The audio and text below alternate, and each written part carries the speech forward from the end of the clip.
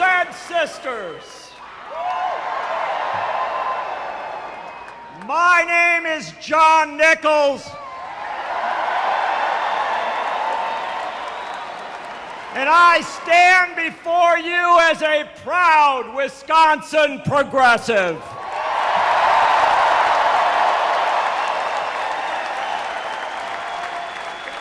I am here in the tradition of Robert M. La Follette, the Capital Times newspaper, the Progressive magazine, the Wisconsin Idea,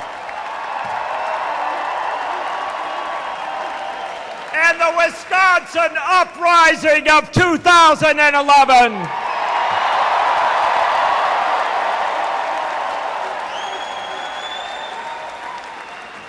I am here to welcome you, and I am here to welcome one of you, because Bernie Sanders is not separate from the people in this room.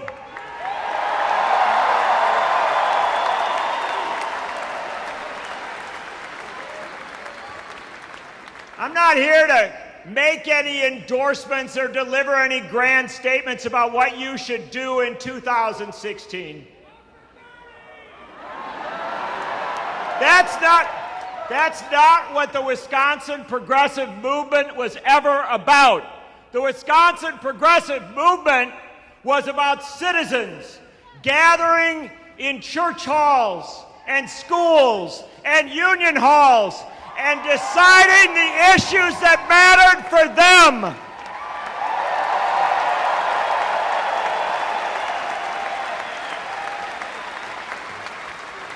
This has always been a people's movement. And when leaders arrive, they come from the people. They don't dictate to the people.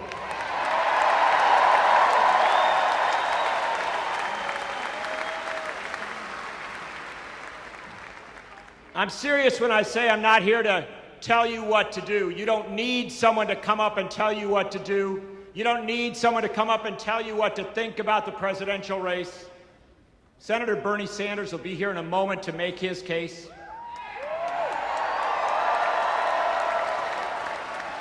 His campaign is all over this room. They've given you all sorts of information. They want you to go to berniesanders.com. They want you to text 82623, pull your phone out and do all that, and type in Bernie and you get updates all the time. They'll tell you all the bells and whistles. I'm not here to do any of that. I am here to tell you what you have already done, because what you have already done is more important than anything that any candidate will do. What you have already done is demand that the 2016 presidential race have a progressive voice at the table and in the debate.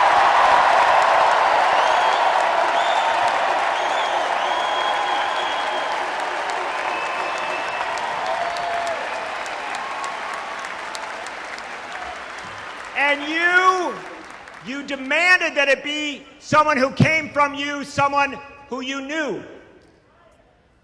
You demanded that it be someone who has marched with you, someone who has rallied with you, someone who knows Ed Garvey and who has campaigned with Ed Garvey. Ladies and gentlemen, the man who rebuilt the progressive movement in this state, the founder of Fighting Bob Fest, Ed Garvey, right here up front.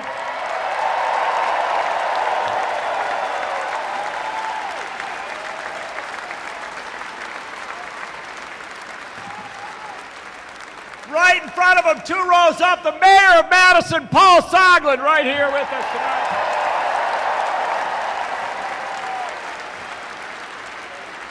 Couple steps away from him, State Senator Fred Risser, the longest-serving legislator in the United States.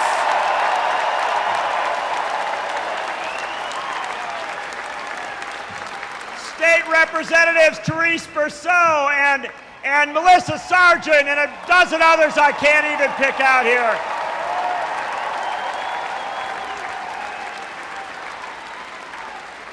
It's a remarkable thing that's going on, and I want you to know that a year ago when Bernie Sanders said to me that he was thinking of running for president of the United States, I had my doubts. But then Bernie Sanders said, you know, because he was pretty sure it was going to work because he said he wasn't going to do it like other people did it. He was going to do it as a movement.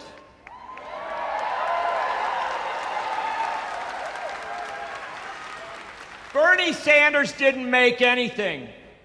Bernie Sanders is the product of movements that have made everything.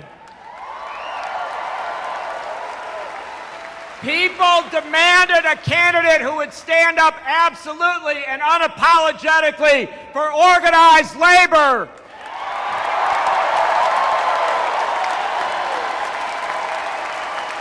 People demanded a candidate who would stand up absolutely and unapologetically for fair trade, not the broken free trade model of NAFTA and the TPP.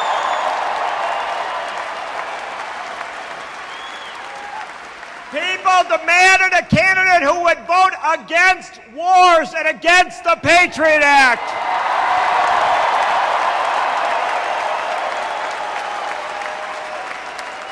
People demanded a candidate who would march with Naomi Klein and Bill McKibben to say climate change is the essential issue of our time.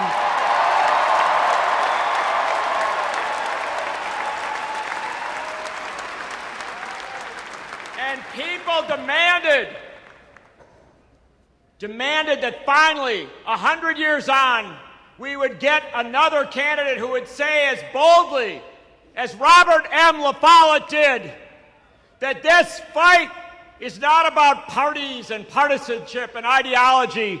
This fight is about all of us against a handful of plutocrats that would take everything we have.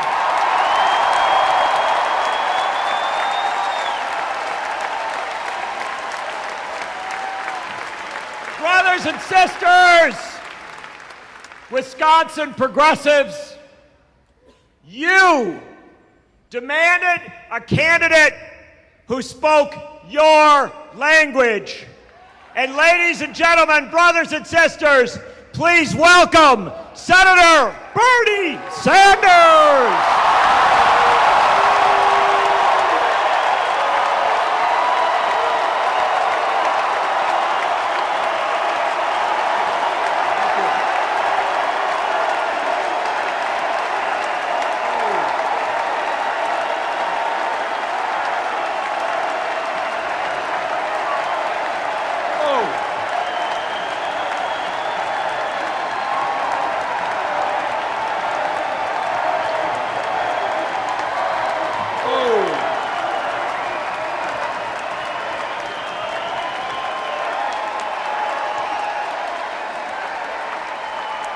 Whoa!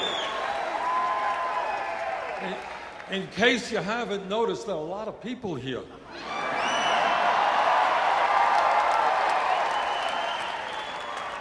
Well, let me begin by thanking John for that very generous introduction.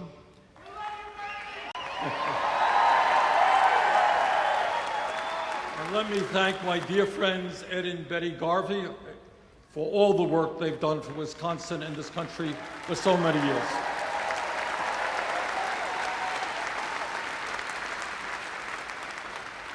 But mostly, on this early summer night, let me thank all of you for being here this evening. Now tonight we have made a little bit of history. You may know that there are some 25 candidates running for President of the United States. But tonight we have more people at a meeting for a candidate for President of the United States than any other candidate has had in 2016. Thank you.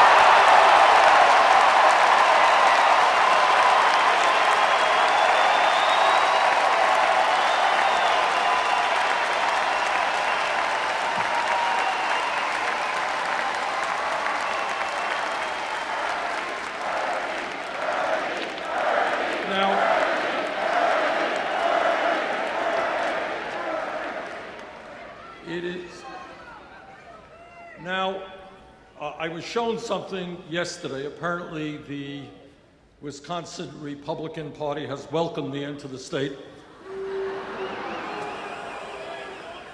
with a billboard, and the billboard indicated that I was an extremist. So let me just say a few words to my friends in the Republican Party about extremism.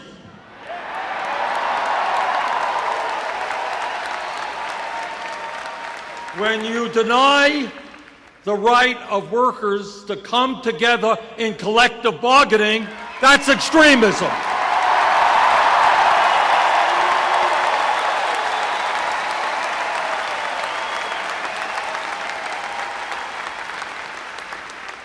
When you tell a woman that she cannot control her own body, that's extremism.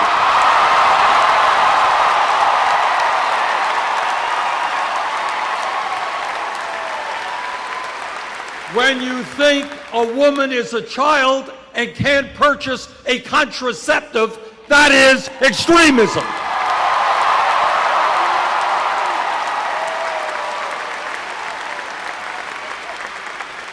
When you give tax breaks to billionaires and refuse to raise the minimum wage, that's extremism.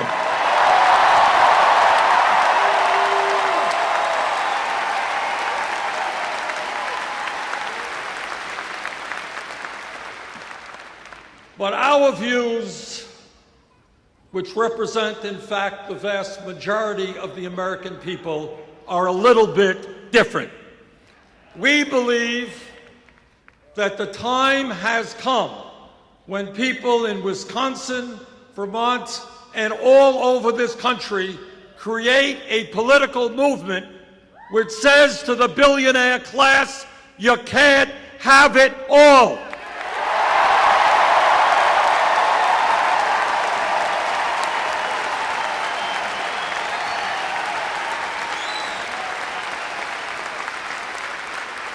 And what we are saying to the Koch brothers, Governor Walker, and all of those people is that this great country and our government belong to all of the people and not just a handful of very wealthy people.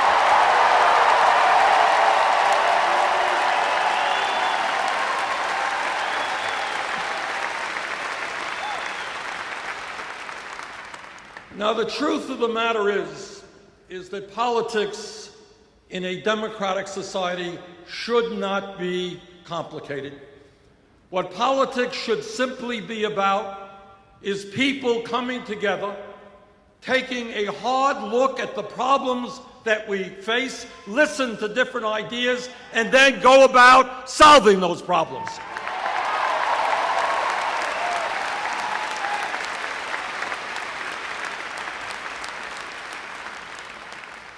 Despite what the media may think, politics is not a baseball game with polls. Politics is not a soap opera. What politics is about in a democratic society is people coming together and improving life for our people.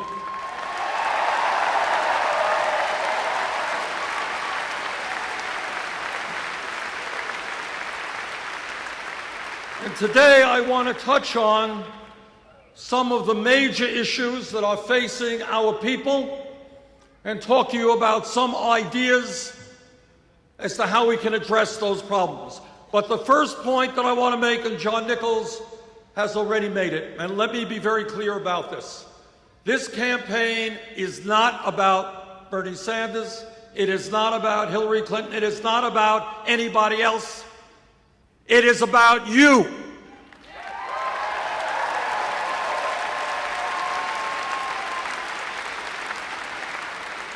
It is about putting together a grassroots movement of millions and millions of people who stand together and make it clear that we need fundamental changes in the economics and politics of this country so the government works for all of us and not a handful of wealthy campaign contributors.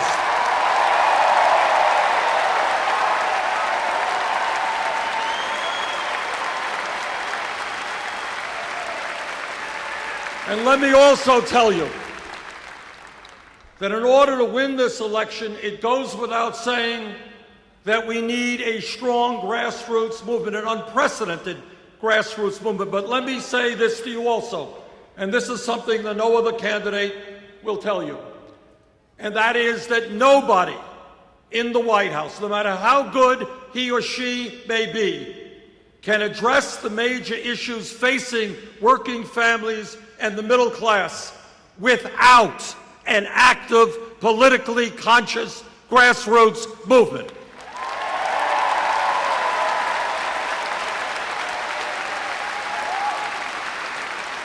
And the reason for that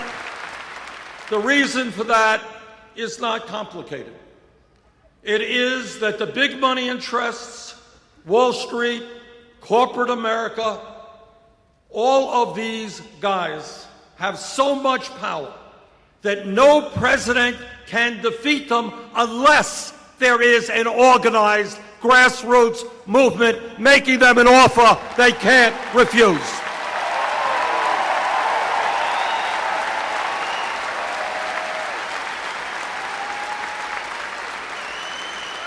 And that is what this campaign is about. What this campaign is about is creating a political revolution in America.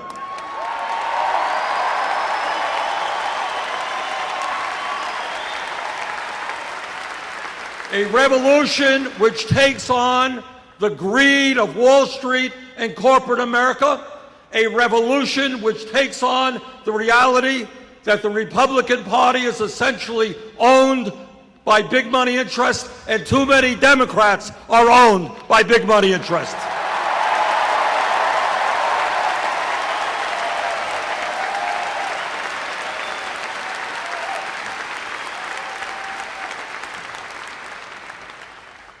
Today, we live, hard to believe, many people don't sense it, we live in the wealthiest nation in the history of the world.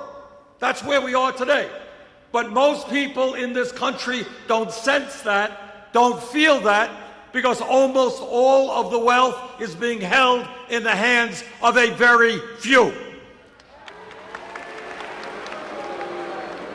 America today has more income and wealth inequality than any other major country on earth, and the gap between the very, very rich and everyone else is wider in America today than it has been since 1928. The issue of wealth and income inequality, to my mind, is the great moral issue of our time. It is the great economic issue of our time. And it is the great political issue of our time.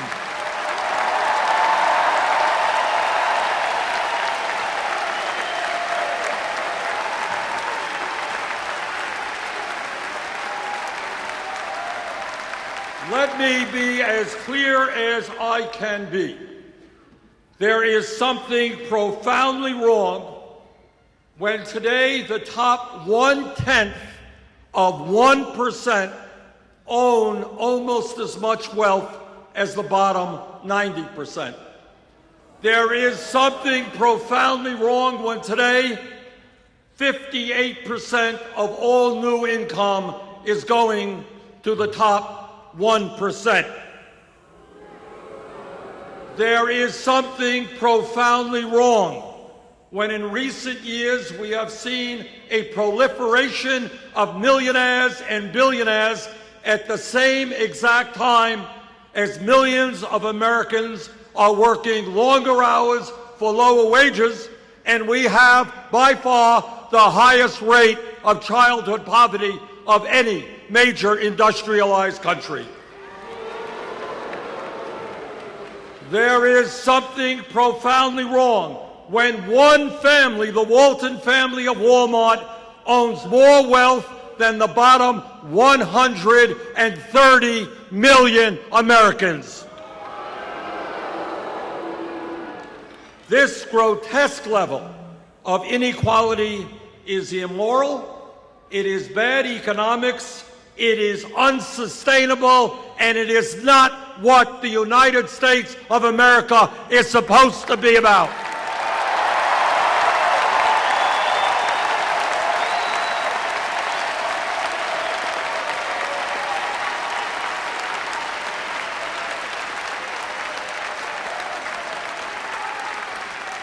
This is a rigged economy, and brothers and sisters, together we are going to change that.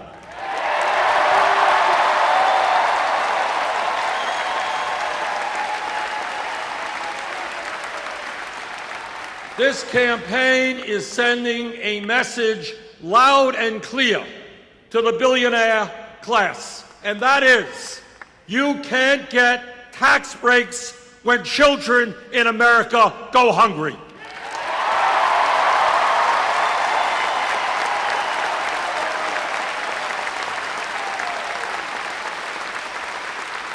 You cannot continue to send our jobs to China when millions of Americans are desperately looking for work.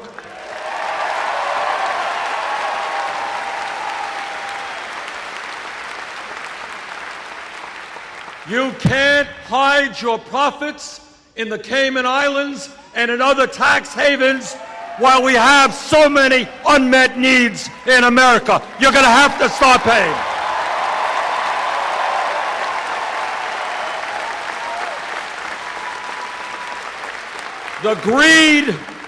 The greed of corporate America and the billionaire class has got to end, and we are going to end it for them.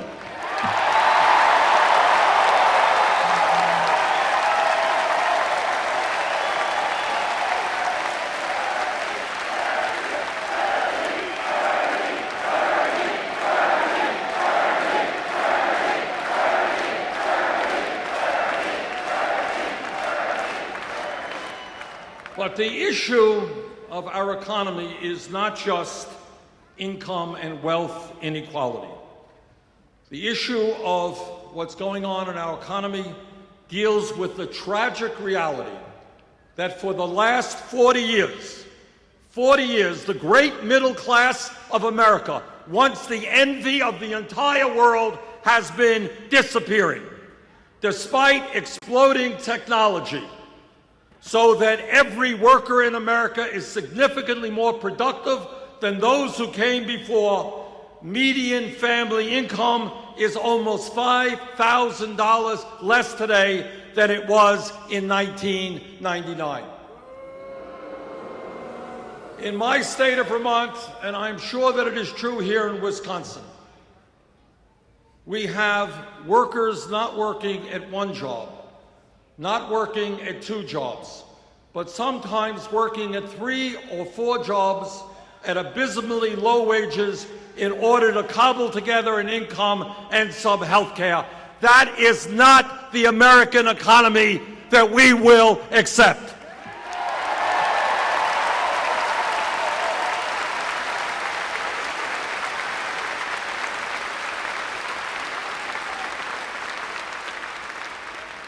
And when you look at the economy, what we have to understand is that every month the government announces a statistic about official unemployment. Currently it is about 5.4%. But if you look at another government statistic, which includes those people who have given up looking for work, and those people, those millions of people who are working part-time when they want to work full-time, real unemployment today is close to 11%. That is unacceptable.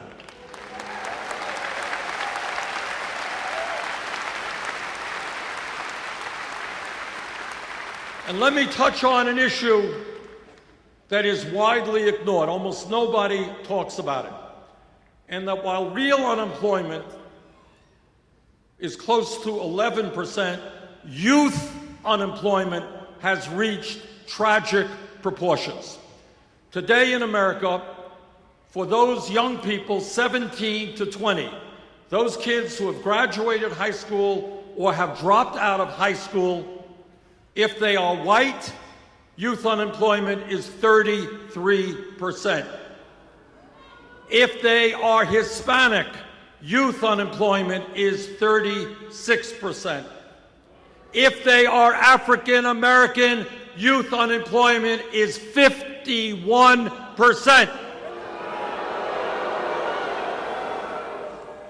In my view, maybe, just maybe, it makes sense to create jobs and educational opportunities for these young people.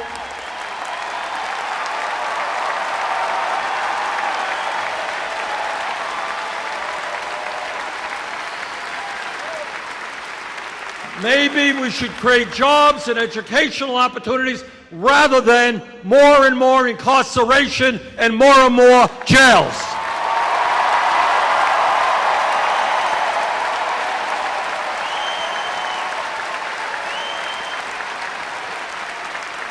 Today in America, shamefully, we have more people in jail than any other country on earth.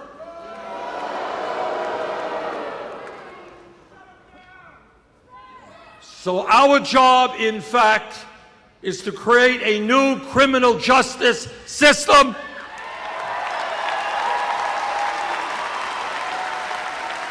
Our job is police department reform. Our job is to make sure that young African Americans can walk down the street without being abused or worse.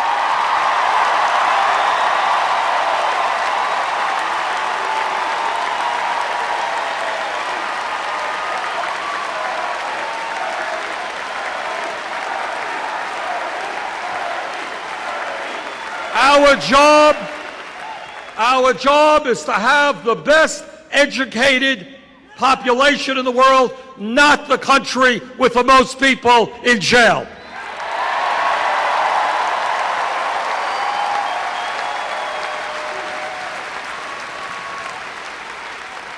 And when we talk about the economy, it's not only the grotesque level of income and wealth inequality, it's not only the unacceptably high levels of unemployment.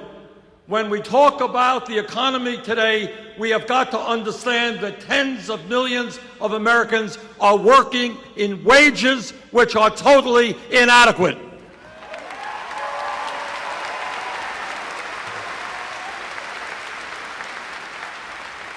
Now, I know that Governor Walker may disagree.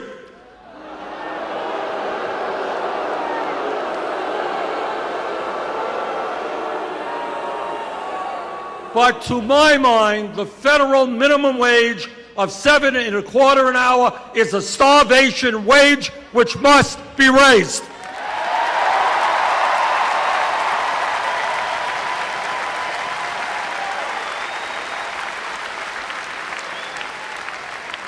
The minimum wage must become a living wage, which means $15 an hour over the next few years.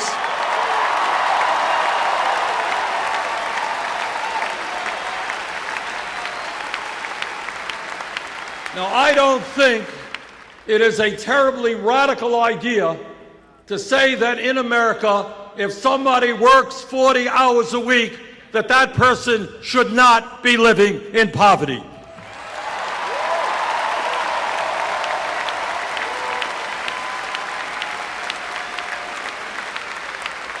And brothers and sisters, A living wage should not only be fair, it should be equitable. There is no excuse for women making 78 cents on the dollar compared to men.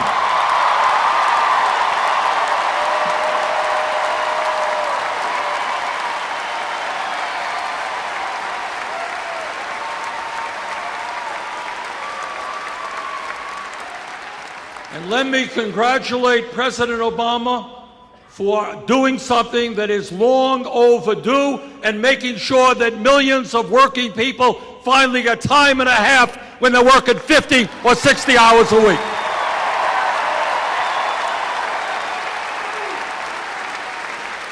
That's an issue that many of us have been working on, and I'm glad the president came through. Now, some of you may know, many of our Republican friends are very deeply concerned about family values. They love families. And their view of family values is that women should not be able to control their own bodies. Their view of family values is that women should not be able to purchase the contraceptives they need. You know, when I say these things, it really is hard to believe. Can you imagine? And their view of family values is that gay people should not be able to get married. Now that is their view, their warped view of family values. Let me give you another view of family values. I have 4 kids. I got 7 beautiful grandchildren. My wife is here. We've been married for 27 years.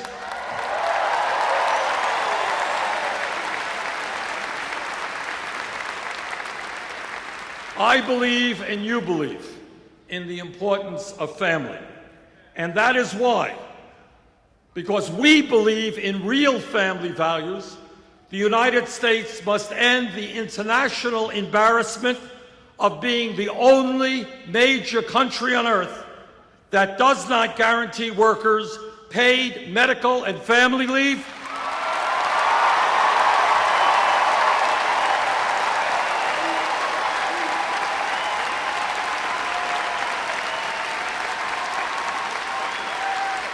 that does not guarantee workers paid sick time or paid vacation time.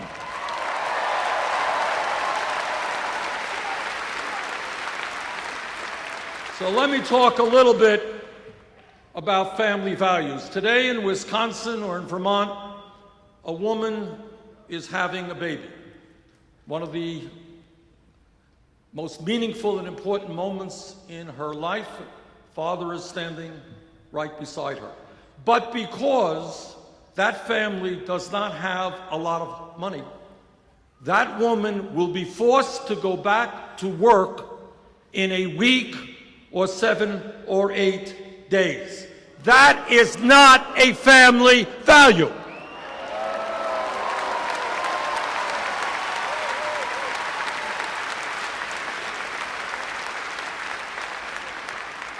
In every other major country, women, regardless of their incomes, and the father as well, are able to stay home with their baby, get to know their baby in the most important moments of their baby's life.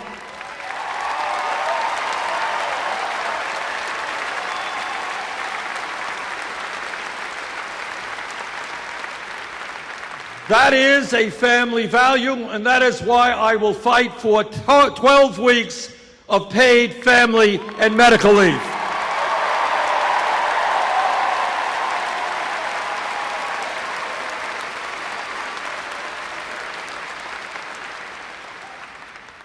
Let me touch on another issue that is almost never talked about at all, but it is an issue of enormous consequence.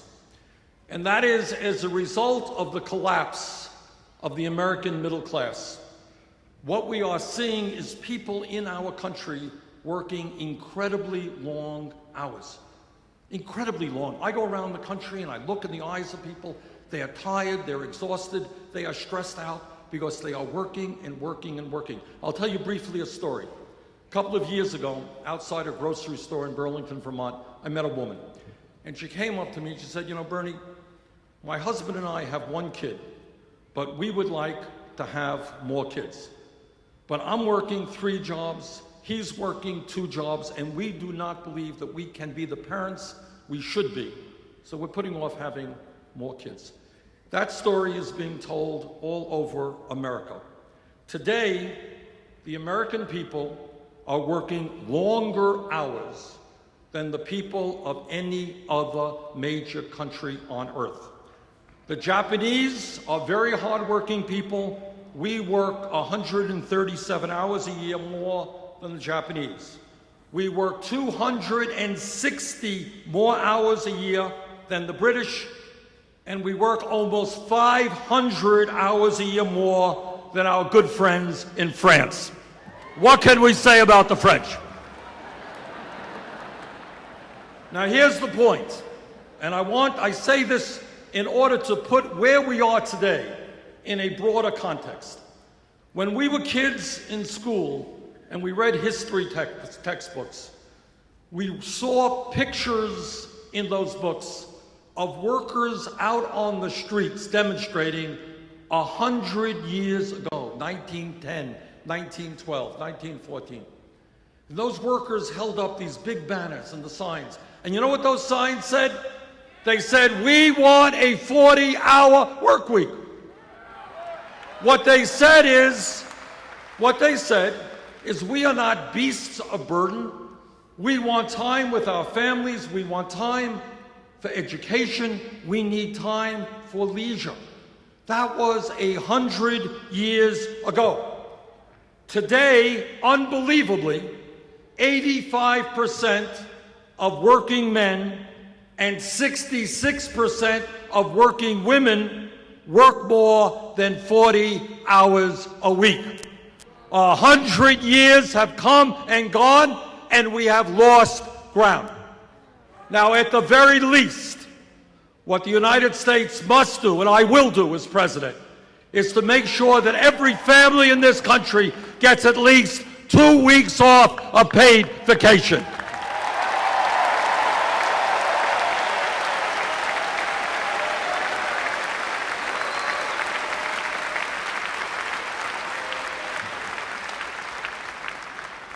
Now, when pollsters go out and they ask the American people what is uppermost on their mind, what are they most worried about? The answer always is a 4-letter word called jobs, J-O-B-S. When you have real unemployment of 11%, youth unemployment over 30%, now is the time for a federal jobs program to create millions of decent-paying jobs.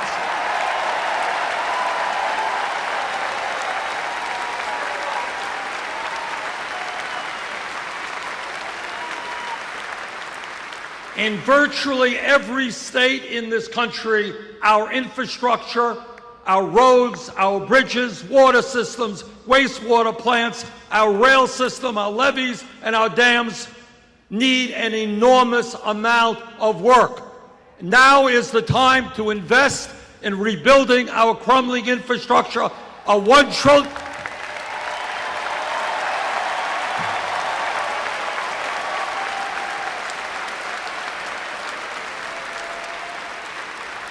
A $1 trillion investment will create and maintain some 13 million jobs, and that is exactly what I intend to do.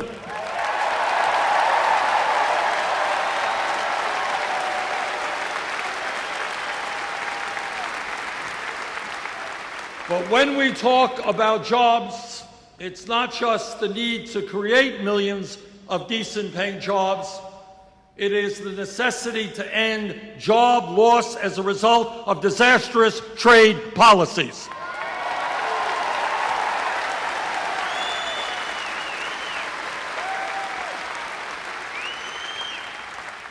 You are looking at a senator and former congressman who voted against NAFTA, against CAFTA, against permanent normal trade relations.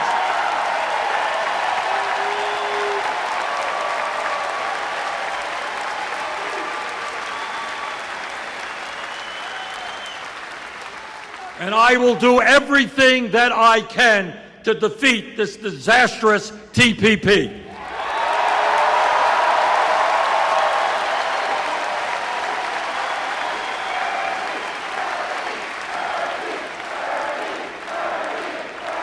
And when we talk about rebuilding the American middle class, we're talking about rebuilding the American trade union movement.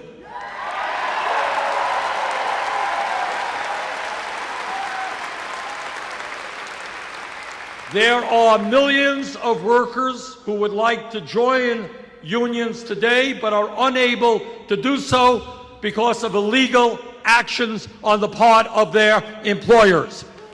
In my view, if 50% plus one of workers in a bargaining unit sign a card asking for a union, they should have that union.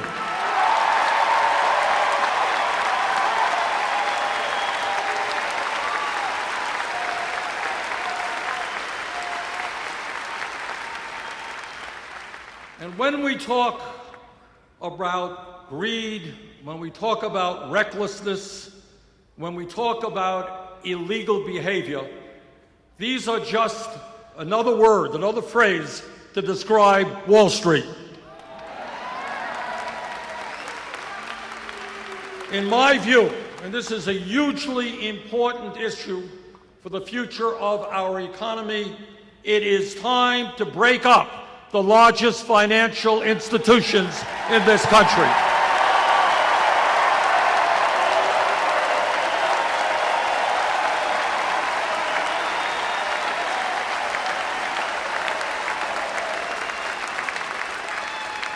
Wall Street cannot continue to be an island unto itself, gambling trillions in risky financial instruments while expecting the public to bail it out.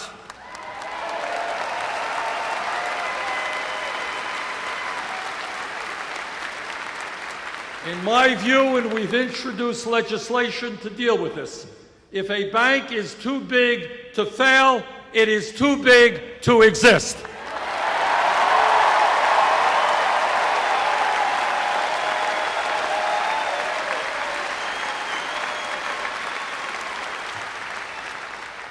When we talk about issues of jobs or education or the environment or any other significant issue, they all are related to another issue which undermines everything else that's going on in America. And I think you in Wisconsin are very familiar with this issue. So let me be as blunt as I can be when I tell you what you already know. And that is that as a result of the disastrous Supreme Court decision in the Citizens United case,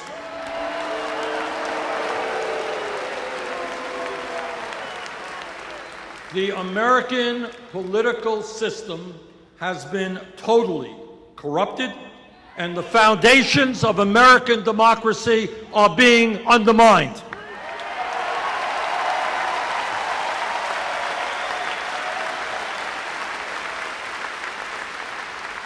What the Supreme Court said in so many words is they said to the wealthiest people in this country, they said, okay guys, you already own much of the economy. Now we are going to give you the opportunity to own the United States government, and that is what they are trying to do right now.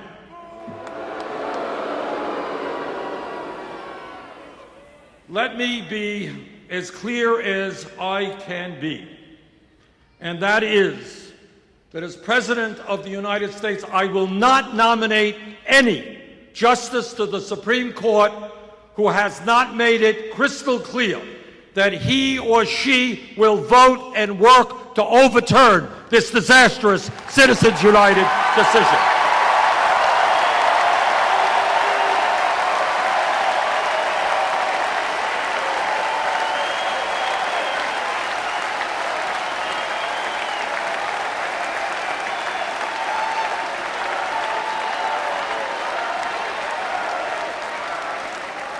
Long-term, overturning Citizens United is terribly important. Passing a disclosure law is very important. But long-term, if we want to see a vibrant democracy where people of any political point of view who want to be in public service can get up and run for office without having to beg rich people for money, we need to move to public funding of elections.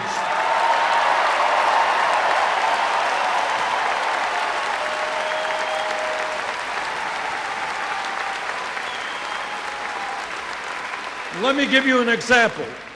I'll give you an example of how bad the situation is today. According to media reports, which I think are accurate, the Koch brothers alone, second wealthiest family in America, a family that wants to eliminate Social Security, Medicare, Medicaid, public education,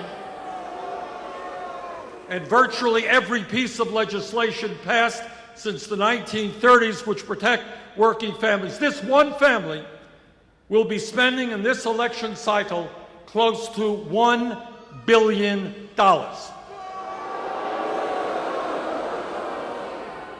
And their job and what their money is about is to elect candidates who make the rich richer and everybody else poorer.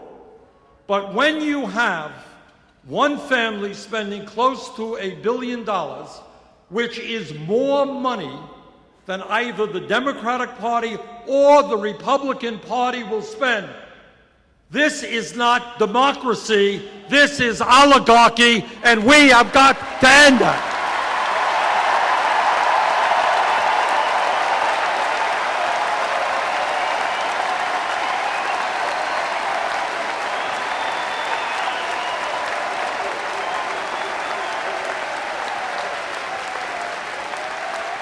Let me also be clear that American democracy means one person, one vote.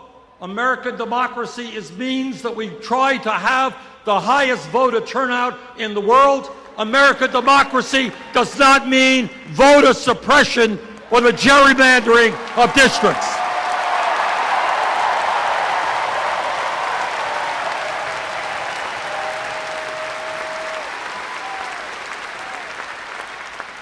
I think everybody here knows that we are living in a very competitive global economy, and that if we are going to succeed, if our economy is going to do well in years to come, we need to have the best educated workforce in the world.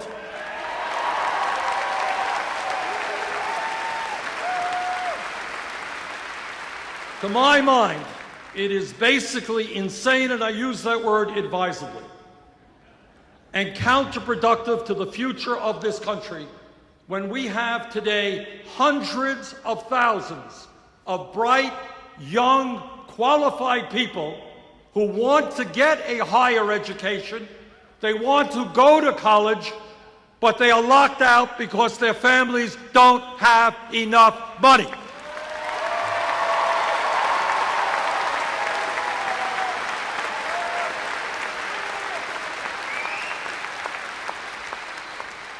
And that is not only pulling the ladder out from under these young people who want to work hard and make it to the middle class.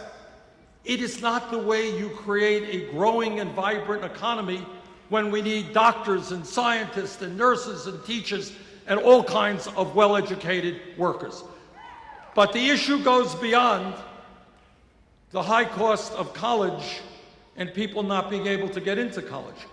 Today, we have a situation where we have millions of young and not so young people who are shouldering horrendous college debt decade after decade.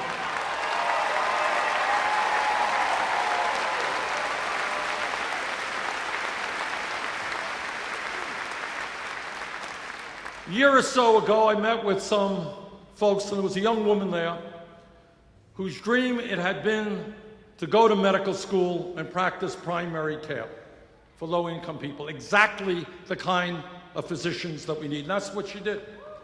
And as a result, she left school $300,000 in debt. For the crime of going to medical school so she could work with low-income people. Then I thought that that was really quite extreme, and then I was in Iowa a couple of months ago, and I mentioned this fact, and a young woman came up to me after my remarks. She said, "Senator, I just graduated dental school, $400,000 in debt." Now that is why, and all over this country, young people, $50,000, $60,000 in debt. Talked to somebody recently spending 20% of her income paying back student debt. People can't get married, they can't have kids, can't buy a house because of the student debt. So we've introduced legislation which I will push through as president that does two things. Number one, it will make every public college and university in America tuition free.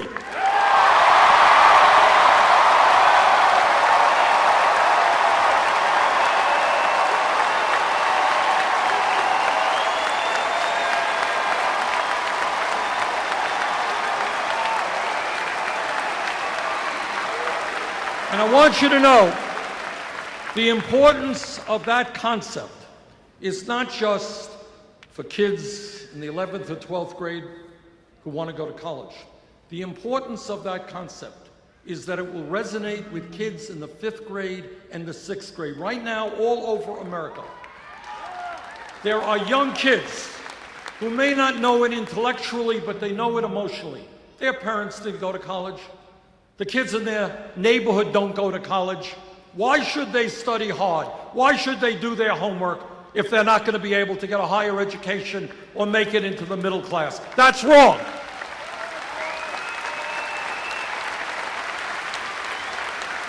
So we are saying to every kid in America, if you study hard, if you do your work, you will, in fact, be able to get all of the education you need, regardless of the income of your family.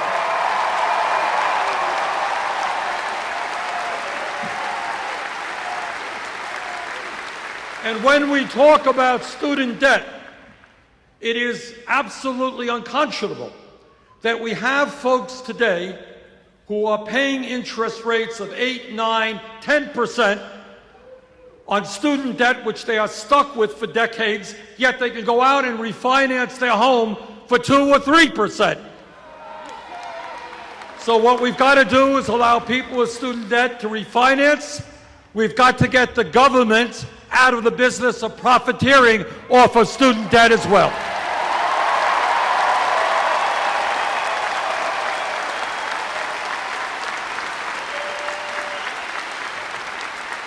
And when we do that, we can cut student interest rates by more than half.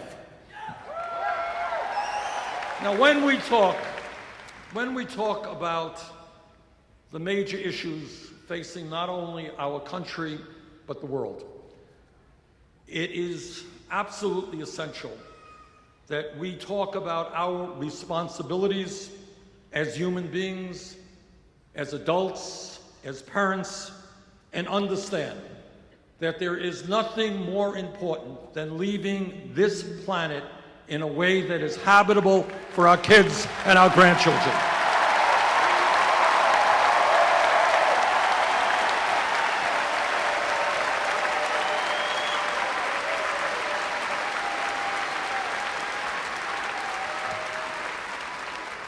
The debate is over.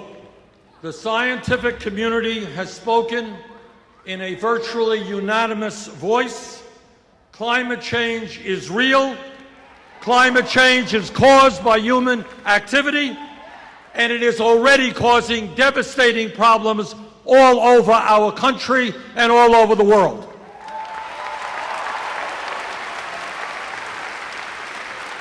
You don't have to look further than the water situation in California.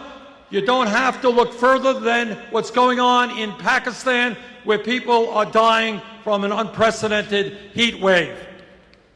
The scientists are telling us loudly and clearly that if we do not boldly transform our energy system away from fossil fuels and into energy efficiency and sustainable energy, this planet will see a temperature rise of between 5 and 10 degrees centigrade with extraordinary negative consequences.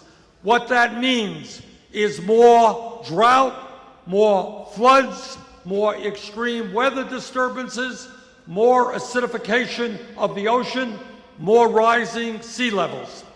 And what the CIA and Department of Defense tell us is that when people around the world don't have food because the land that they are working on is no longer arable, when they do not have enough water, this causes international security issues where people fight each other for limited natural resources. As a nation, we can.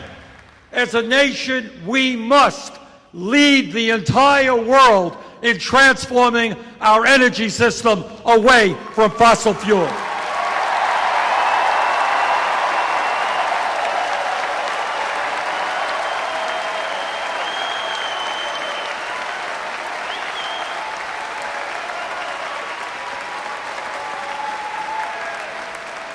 Now, let me just mention something to you that many of you know, and that is today, sadly, tragically, the United States of America is the only major industrialized nation that does not guarantee health care to all people as a right. That is not something that we should be proud of. It is something we should be embarrassed about. Despite the gains of the Affordable Care Act, 35 million Americans continue to lack health insurance, and many more are underinsured with high deductibles and high co-payments. Yet, despite all of that, we continue to spend almost twice as much per capita on health care as do the people of any other nation. In my view, this country must make two fundamental decisions with regard to health care. Number one, in America, health care must be a right for all of our people.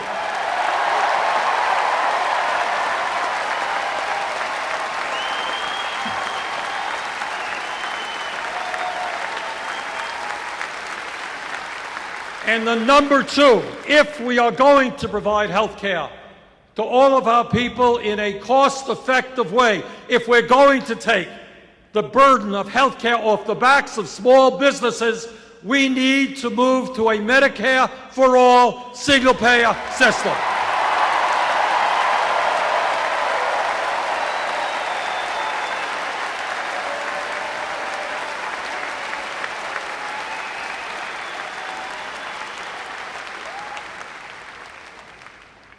All of you who are here this evening, I think, have an understanding about how real change takes place in our country and has historically taken place. You are aware that change takes place from the bottom on up. It's never from the top on down. People on top are usually the last to know. You are all aware that 100 and more years ago, workers who were working incredibly long hours under horrendous working conditions said enough is enough. We're going to form unions and engage in collective bargaining. And as a result of those efforts, we created a middle class in this country. Workers had decent wages, decent benefits. And politically, because of millions of workers coming together, we passed Social Security, Medicare, Medicaid, and many other programs to help the American people.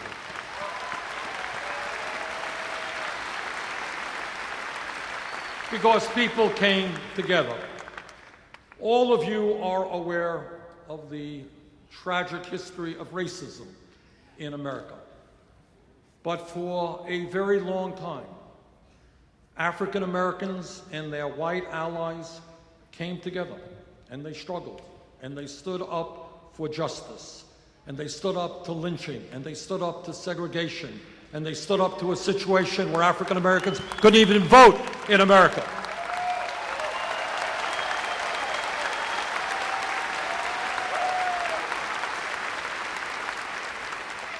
And change came about. Not as much as we would want.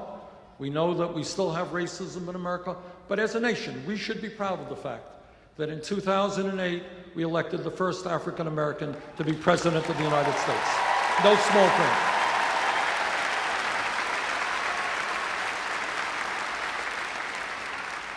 But so many people stood up and fought for civil rights. Didn't happen because of a few. And when we talk about women's rights, we know that women, the suffragettes, Susan B. Anthony and all those folks went to jail. Some of them died, and they said women in America and around the world will not be second-class citizens.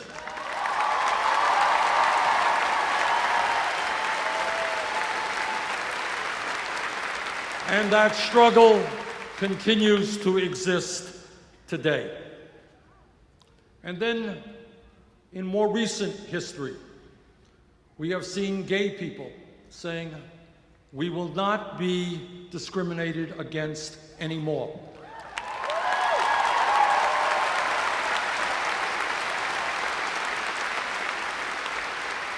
And a huge change swept the country, huge change in consciousness, and said that we are going to treat all of our people with respect and dignity, no matter what their sexual orientation may be.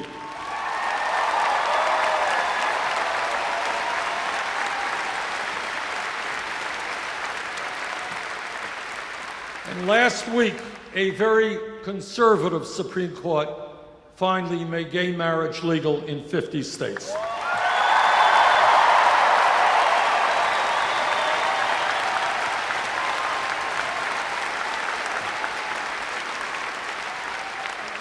So as a nation, we have a right to be very proud of the successes that we have seen because of the struggles of millions of people to create a less discriminatory society. That's something we should be proud of. Right, we deserve a hand for that.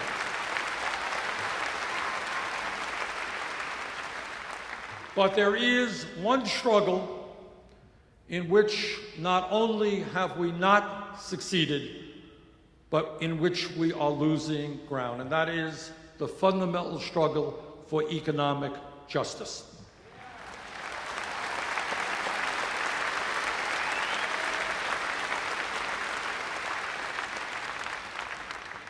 I am, in the Senate, the ranking member of the Budget Committee, which means that I am the Democratic leader on that committee. And I want to give you an example.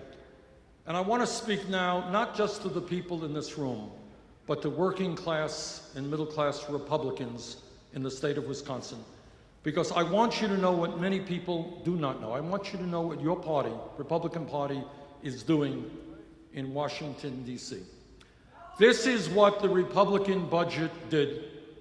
And I know something about it because I am the ranking member of this committee. This is what it did. About 2 months ago, this legislation was passed. And this legislation sets the framework for what the appropriations committees will do later on. 35 million Americans have no health insurance. Only country, major country on earth without health care for all. Republicans decided to end the Affordable Care Act, cut Medicaid by over $400 billion, throw 27 million Americans off of health insurance.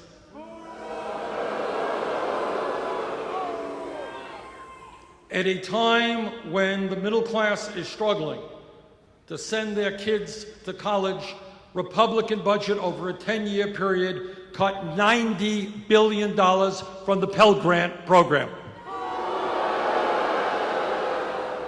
At a time when millions of Americans are working 40 or 50 hours a week and are not earning the income they need to adequately feed their family, the Republicans made massive cuts in nutrition programs for hungry people and for children, including the WIC program, which is designed to protect low-income, pregnant women and their newborn babies.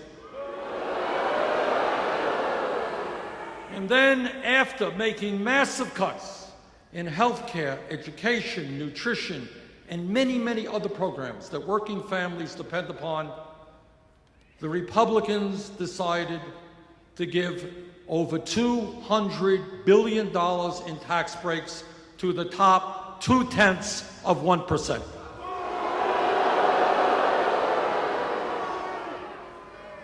In my view, when we reach out, and what this campaign is about, is to reach out to working families all over this country, including Republicans. Because I believe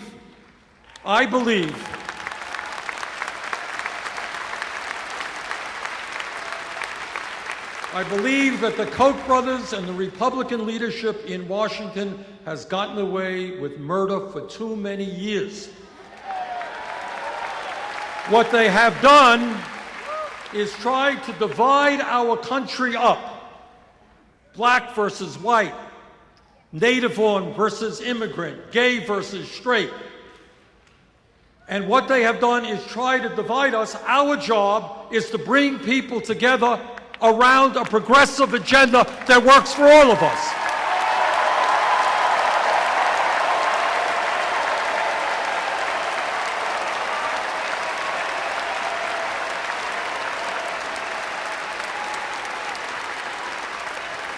Go out, please, where we need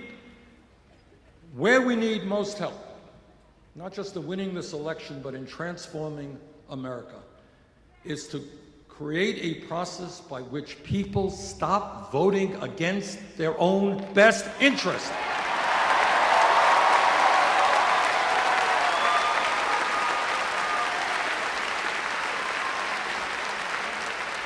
Ask your Republican friends at work if they really think it makes sense to vote for people who are going to send their jobs abroad.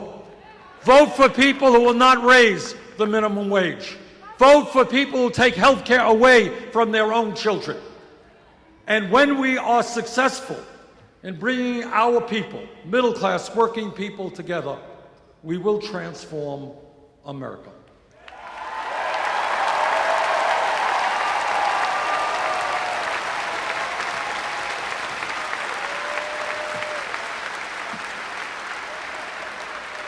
Let me conclude by saying this.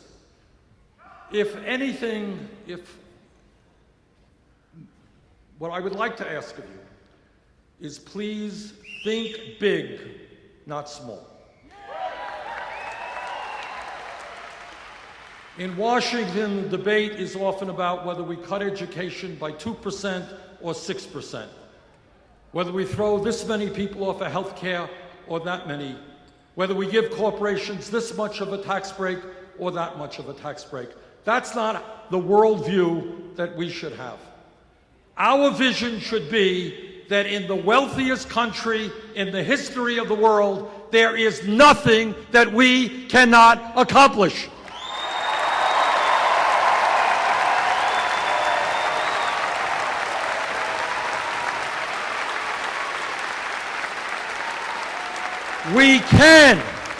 We can provide health care to every man, woman, and child as a right. We can make certain that every person in this country can get all of the education he or she needs, regardless of the income.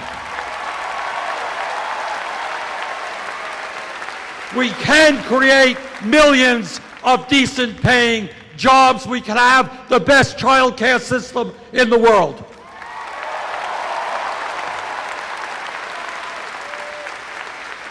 In the last 30 years, there has been a huge redistribution of wealth from the middle class and working families to the top 0.1%. Our job is to reverse that, redistribute wealth back into the hands of working families.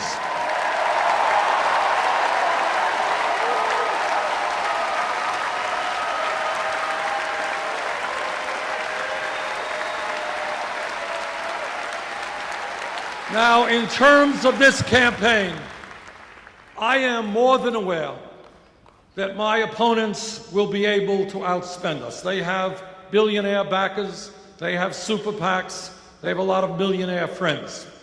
But we are going to win this election. We